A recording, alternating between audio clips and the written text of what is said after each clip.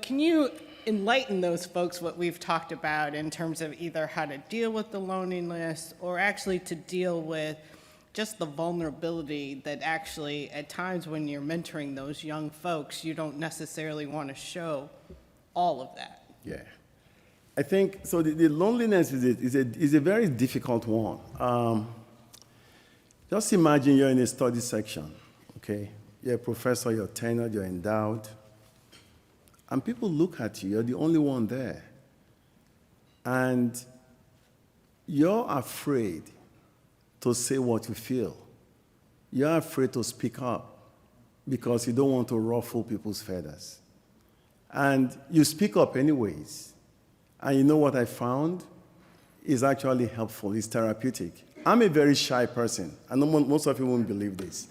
I draw strength from people. So I've trained myself to actually speak up a lot. That's how I gain my strength.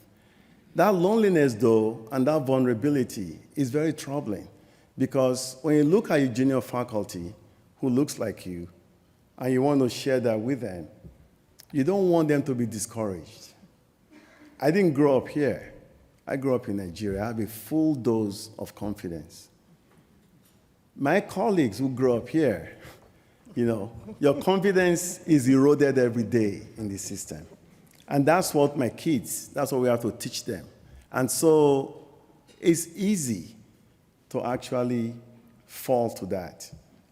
So what I do is I still share the vulnerability with them in private, and because I think it's important, and I tell them, well, I'm going to sponsor you, but you realize here are the pitfalls we're going to face. And here's how I didn't deal with it in my prior years. But I think it's important to be that authentic. But it's difficult because we're supposed to be superstars, right? We're supposed to be perfect in everything we do.